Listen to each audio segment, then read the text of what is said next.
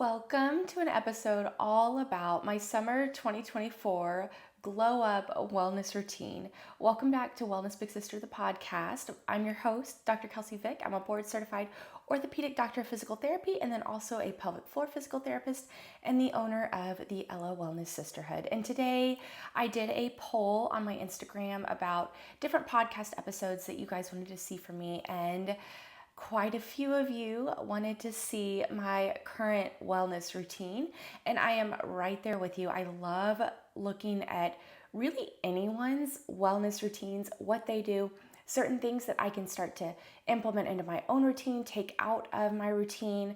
I'm always tweaking, which is why I'm calling this my summer 2024 routine, because my winter one would probably be a lot different. So it's going to be fun. It's going to be exciting. I hope that you are inspired with some of the things I do. I would love to make this more than just like a one-way auditory listening experience. I'd love to hear what you guys do as part of your wellness routines that are like the best things that you feel like really help to maximize how you feel in your body, how you move in your body, all the sort of wellnessy things. So I'm super excited to share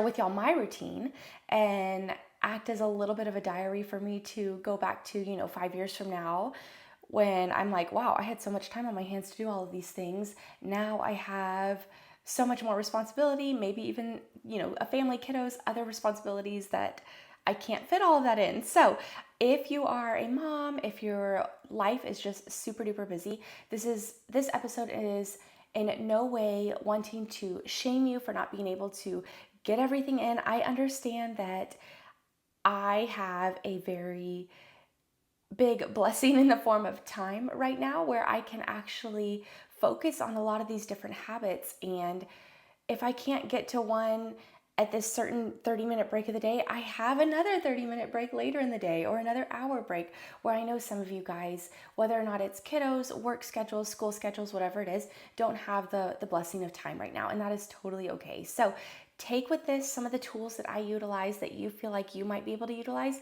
but do not let this make you feel like you are doing less. That is something that I definitely don't want you guys to feel bad when you hear it, because that sometimes I get stuck in that trap, right? Where I'm like, oh my gosh, they are doing so much in the day. But disclaimer, I have not as many responsibilities as some of you guys. And so I just want to start off with that, because as I was writing this down, I was like, dang, I have a very substantial wellness routine.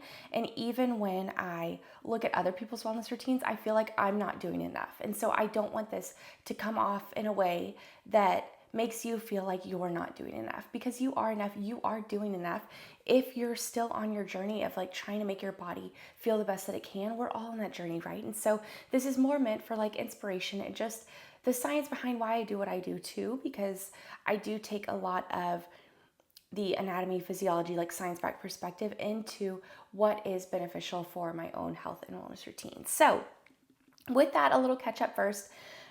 Today, the day this episode airs, we are launching our Summer Shorty workout series, which consists of 4 weeks of workouts, 10 to 20 minutes long, which are why they're called shorties. And they're some of the absolute favorite in the Ella Wellness Sisterhood. And it's absolutely free. So all you have to do, I'm going to leave the link to sign up in the description, but you just create an account, then log back into the app, and the Summer Shorty series will be there. And I'm going to upload the workouts week by week, but it'll be open through August. That way, if you're going on a summer holiday, summer vacation, where you want these short, effective workouts so that you can maximize your time with your family, with your friends, with your loved ones, with yourself if you're doing a solo vacation, while also reaching those movement wellness goals that you have set for yourself. So I'm super excited about it. It launches today when this episode airs. And again, I'll leave the link in the show notes below if you want to join us. But with that, let's get into my summer 2024 glow up wellness routine. I broke this down into different components of wellness. So the first one, movement, sleep, mindfulness, fueling, and then relationships as well. And so just sort of a broad overview. And I know there's so many categories, and I'll try and dive into each of those, but I wanted to break it down a little bit to make it that much more manageable, to where if you're like, oh, I struggle with the movement component of my wellness routine, let me scroll to her, ideas, tips, tricks for that. Or I struggle with the fueling or the relationships component. That way it's just not this broad, like, long list of things that I do. It's categorized, right? So it's the what's the oh my gosh, I can't think of her name.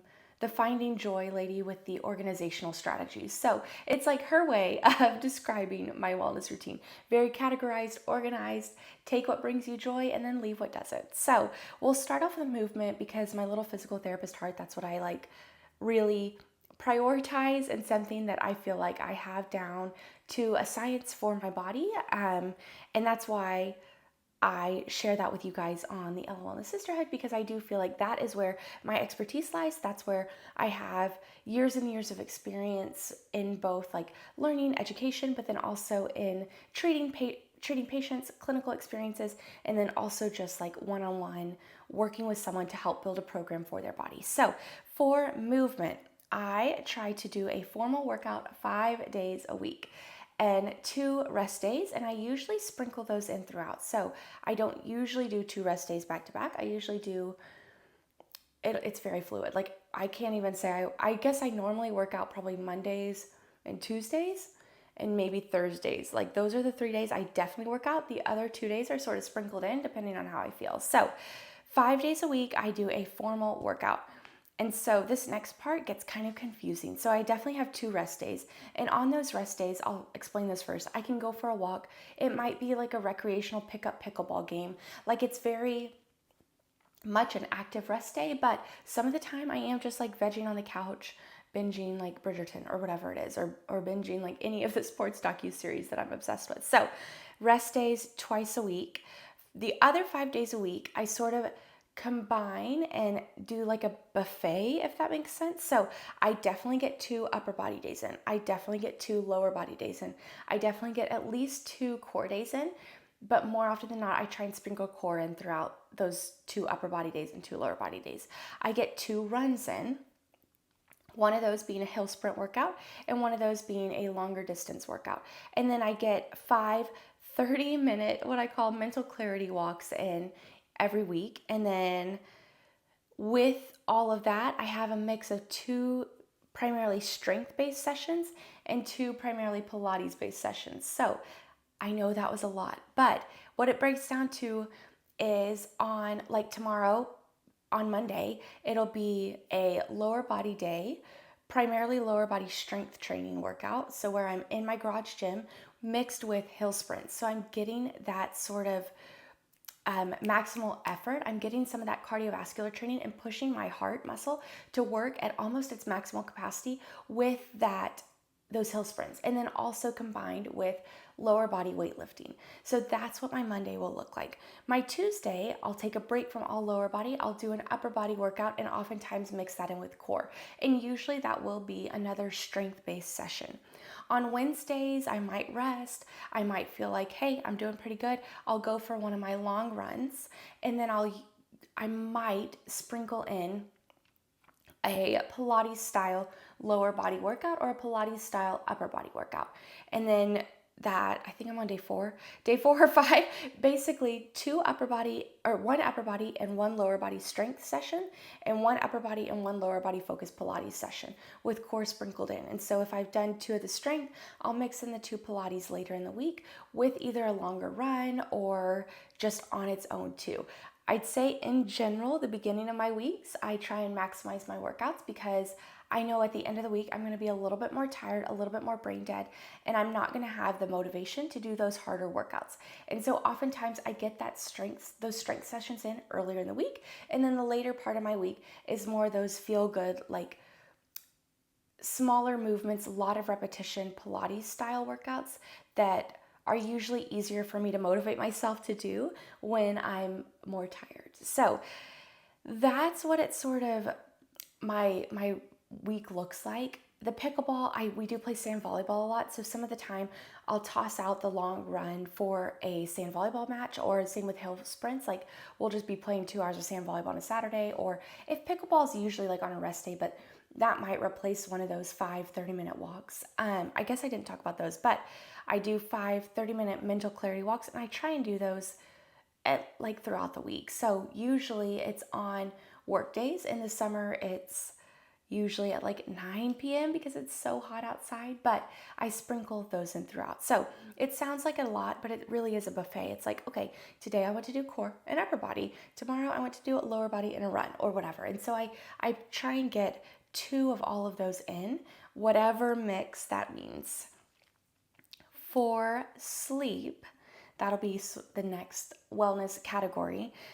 This one I'm like, I always try and work on it. And I really do feel like I am very intentional with it, but a lot of the time my body does not like to go to sleep on time. So I try and get 7 to 9 hours of sleep. My R ring will tell you recently that has been a lot lower. And I think it's because I have been like dealing with allergies, and my breathing rate, like my heart rate has been elevated at night, but I think it's because my body's just not getting as much oxygen as it's used to, so it has to pump more blood in order for like to support my body, right? So 7 to 9 hours of sleep. I do wake up on the first alarm. I'm like really solid with that, and I do feel like that's a huge component of a wellness routine is my mental clarity when working with patients that next day. If I wake up on my first alarm is so much better compared to if I snooze. The other thing during sleep that helps with my mental clarity is mouth tape.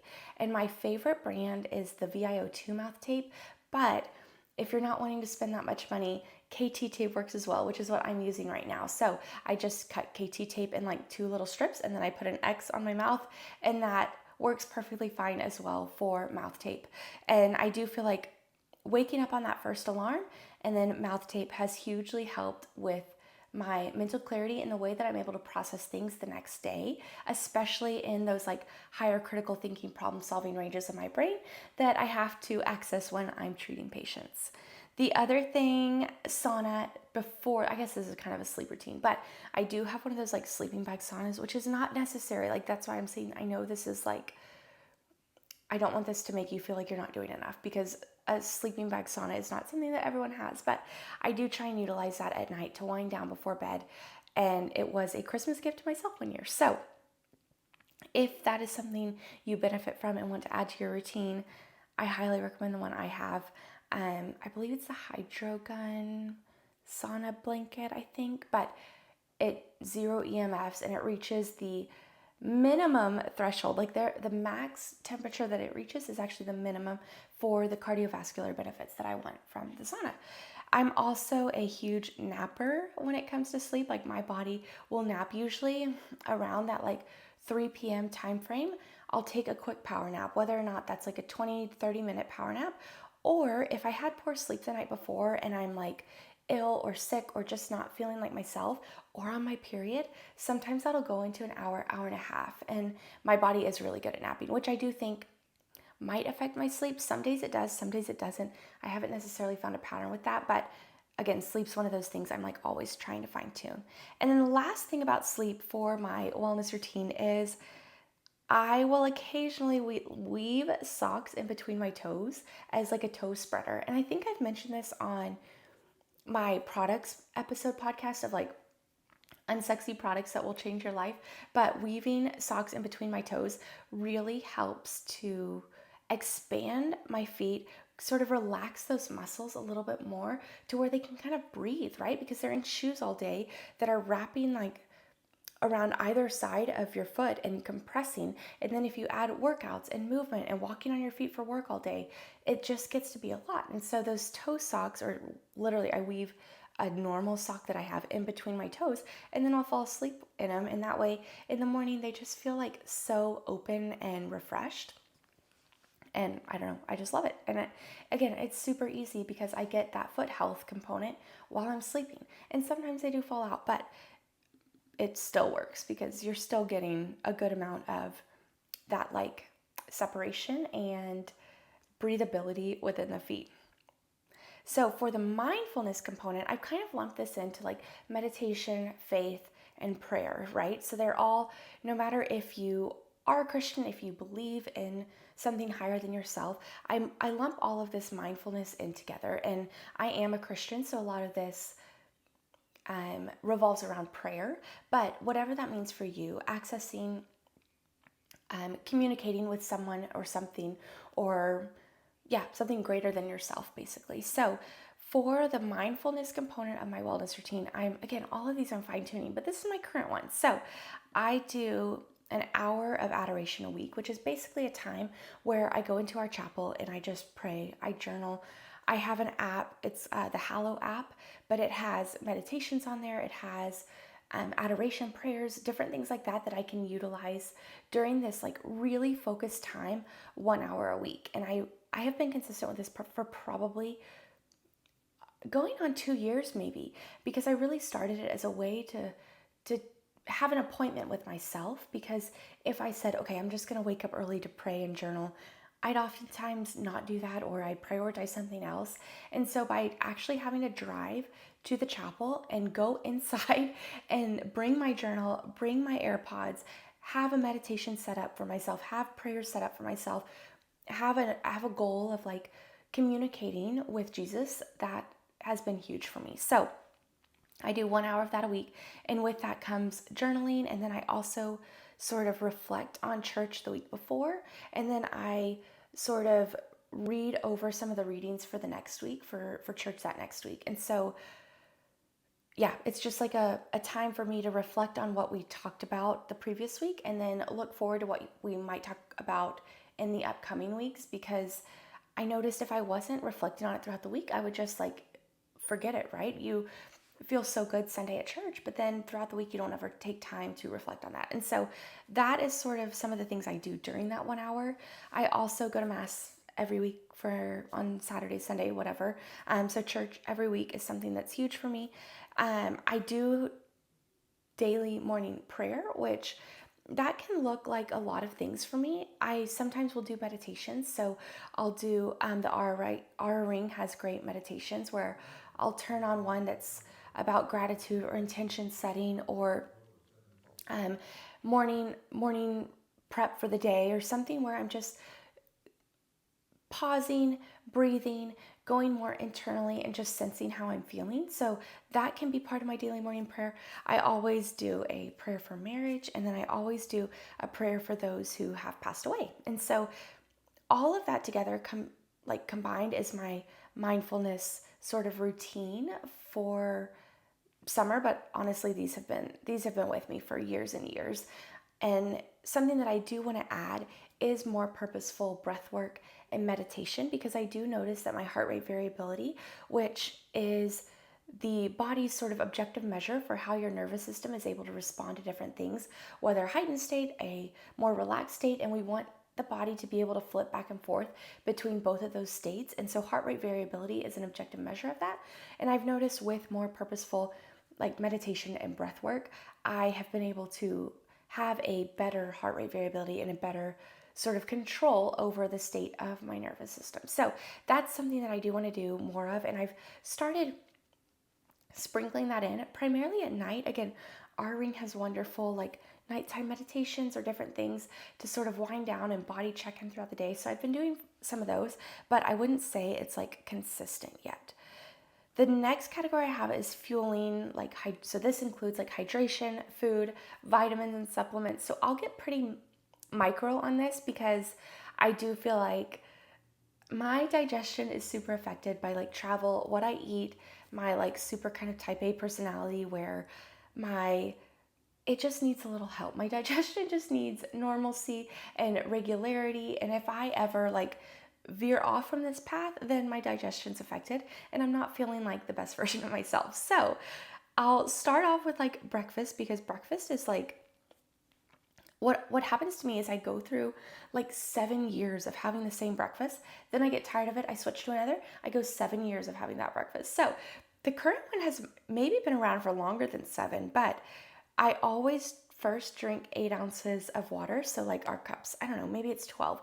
Something like I always drink water first, and then I take my supplements, which I take like a probiotic, a prenatal, because I had a professor in college tell me that every woman of childbearing age should be taking a prenatal because it has folic acid, and folic acid helps develop the neural tube in your baby. So I have been taking a prenatal even though I am not pregnant, but I've been taking that for a long time because of her comment about folic acid. So I take that. I take a vitamin C immunity tablet. I sometimes take NAC, which is again kind of a more natural allergy supplement. I take magnesium at night. That's a huge one. And then a women's multivitamin. I don't know if I mentioned that, but that's just what I take. I need the magnesium for digestion, probiotic for all the good gut health, and then prenatal for the folic acid. And then again, the women's, like the NAC is more for like allergy, vitamin C is more for immunity, especially when COVID's going, like if a lot of patients are coming in sick in the wintertime, I'll start to take more vitamin C because I'm like, okay, hang on, let me at least boost my body up for success. That way it can fight back this exposure. So that's what I do. So 8 ounces of water with all of my vitamins except for magnesium. Magnesium I do take at night.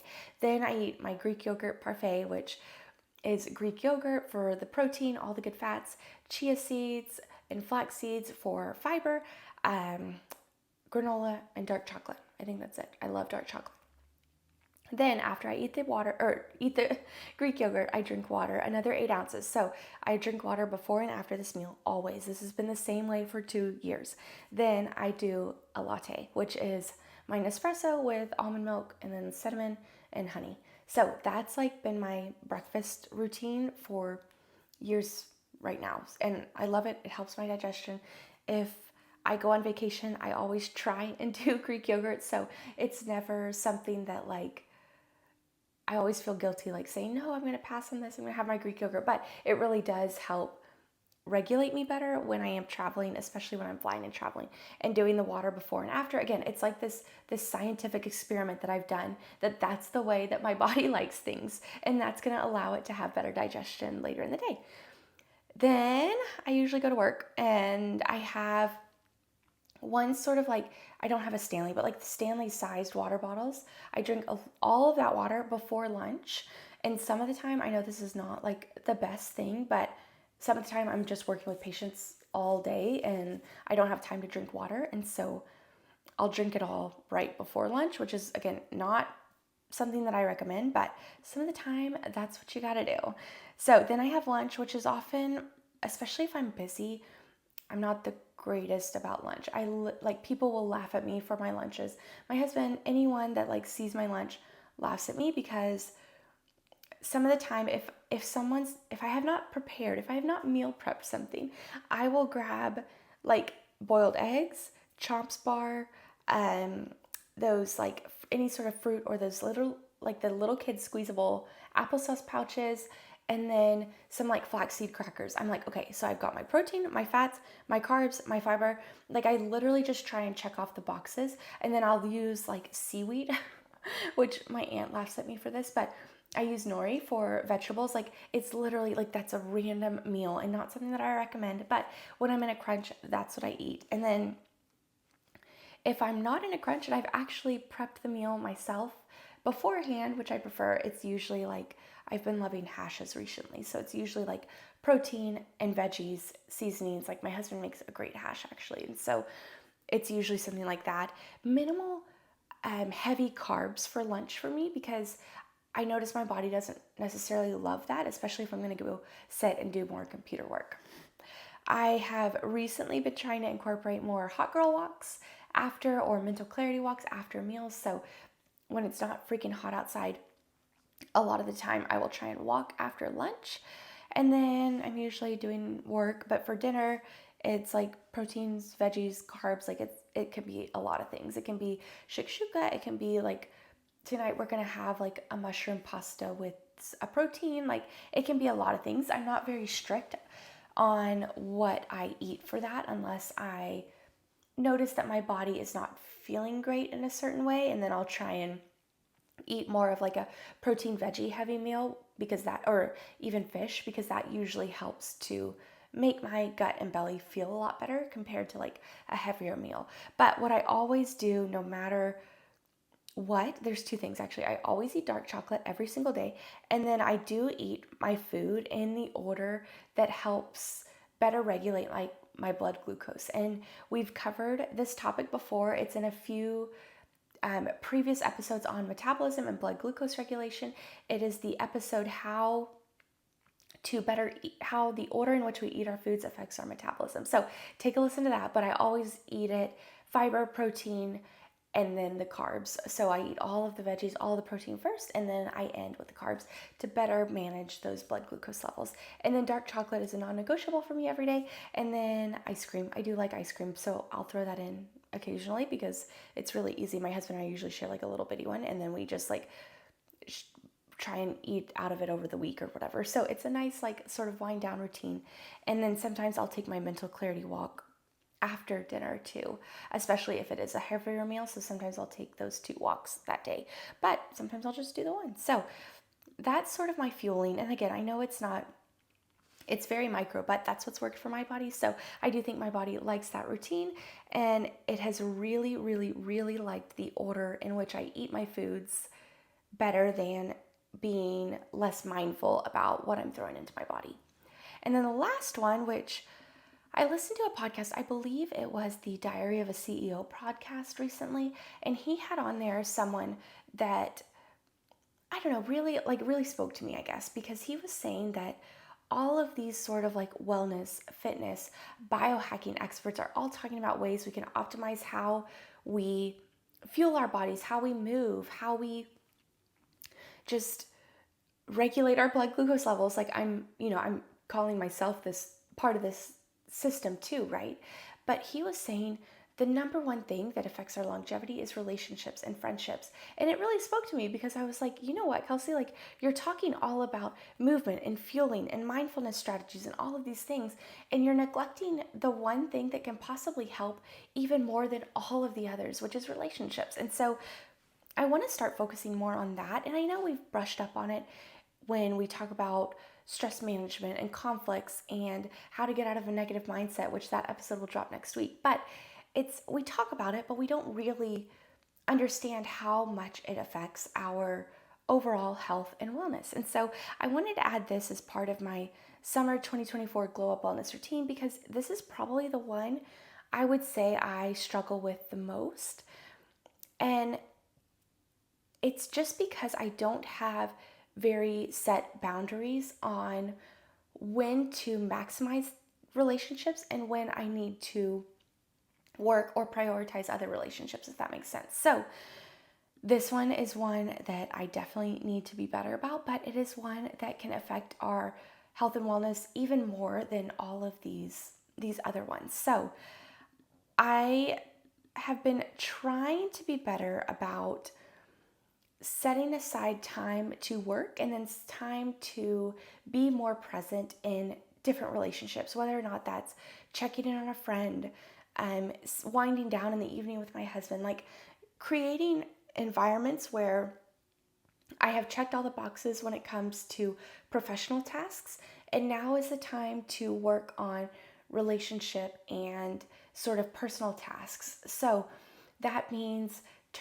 shutting my laptop, putting my phone away, which again, all of these things I am probably like 10 to 20% okay at. Like it is definitely the lower end of the range that like I am not good at this at all. But this is something that I see like drastic room for improvement for me, and I'm really trying to focus on being more present when I am with others versus letting external circumstances affect my mindset. So that can be, again, work stresses, professionally, like things that I have to do where I quitting seeing others or quitting time with others because I'm like, oh, I'm too busy. I can't go to this. I can't go to this. I have to do work. So it's trying to find that right boundary.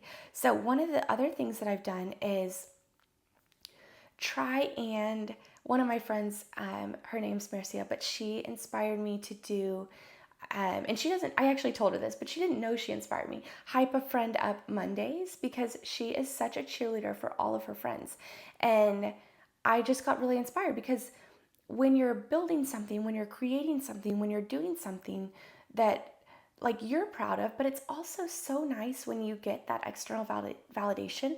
And a lot of the times I'm cheering people on, especially my friends, silently. But we don't have to cheer them on silently. We can hype them up to others. We can hype them up to them. Like we can actually tell them. And so she really inspired me to do this. And so now I do like Hype a Friend Up Mondays, where I try and like externally showcase something that someone's doing so that they can feel like, wow, Kelsey's really appreciating me doing this, and she's sharing my talents, my gift, my business, whatever it is, with the world. And so I've been doing that more for the relationships component, because a lot of the time it's not just about me, me, me, me, me. It's about how can I build others up too. And so that's one of the ways I think I'm only like 4 weeks in. Like it's really new for me, but I am trying to be better about telling friends how grateful I am for them, when I'm proud of them, um, what I admire in them, what I love about them, what I'm grateful for in our friendship, all of these things. And I usually get reminded of it from a podcast, but I am trying to be more purposeful and more intentional with a weekly check-in on like, okay, who of my friends am I like extremely grateful for this week? Or who am I like neglecting to tell them how I feel about, you know, what awesome things they're doing. And so it's a way for me to check in, and I've just loved doing it because yeah, she inspired me to do it, and she's such a cheerleader, and I want to be a cheerleader towards all of my friends, and then also just like yeah, anyone doing like super cool things, because it's hard to do super cool things, and it's there's even less people who congratulate you or reach out to you when you're doing super cool things. And so I want to be that person for my friends, and then also for, any of you guys. Like, please, like, we can make this like a reciprocal thing where you send me anything that you're proud of yourself for too, because I would love to cheer you on. I would love to hype you up. What is a rising tide raises all ships, or whatever that saying is. My goal is to really like be more intentional about hyping others up. So, with that comes trying to be a better friend towards those around me too, where a lot of the time I feel like I can get in my own little lane, my own little zone, without actually being that friend to reach out to someone or make plans with someone, or yeah, hype them up. So I'm trying to be that friendship that I would want to have, if that makes sense. So being that friend that reciprocates things, that doesn't just wait for that friend to text me, but text them to say, hey, we should, get coffee sometime or grab lunch, or I'm really proud of you for doing this, and just like really supporting someone. And then on the flip side of that, I think I'm actually pretty good at this. So this is maybe the one category in the relationships thing that I thrived at, I guess, but not taking things personally. So friends with kiddos, like I have a lot of friends who are starting to get into that stage of motherhood where their time is taken up by a new little human being, and they do not have the time to always text me and be like, hey Kelsey, great job, or hey, you want to meet up for coffee? Like a lot of time they're in the zone. And so not it's not necessarily that they're neglecting our friendship. It's just that their priorities in life are different. And I do feel like I have a very good grasp on that, where I never feel neglected if a friend who just had a daughter doesn't ever text me. It's like I understand. And so I think being willing to understand that a little bit more, no matter if your friend's in a new relationship, if they have a new baby, if their mom's in the hospital or their dad's in the hospital and going through some stuff, I don't ever want to be the friend that adds more stress on their plate because I'm needy or wanting some sort of like initiation from them when they're going through this stage in life. Like we all go through these periods of busyness, or times when we just can't prioritize certain relationships as much as others, or that we shouldn't be prioritizing certain relationships as much as others. And that's okay. It's this phase. And so that's why I do feel like a lot of time with my friends who are moms or who are going through hard things, oftentimes it's just like a simple text to reach out to them. That's when I feel like it's on me to say, hey, I'm thinking about you. Like, I miss you. I know we haven't seen each other in a while.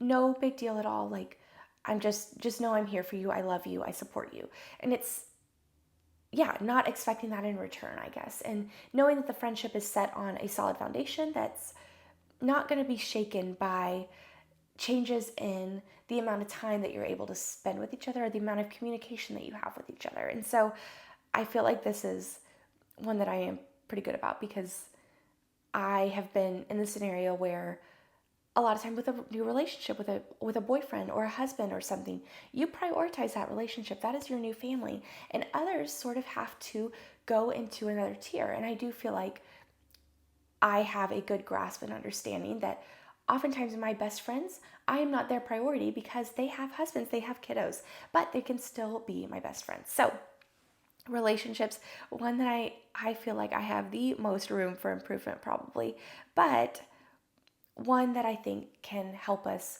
significantly for like the rest of our lives. So that is my current summer 2024 glow up wellness routine.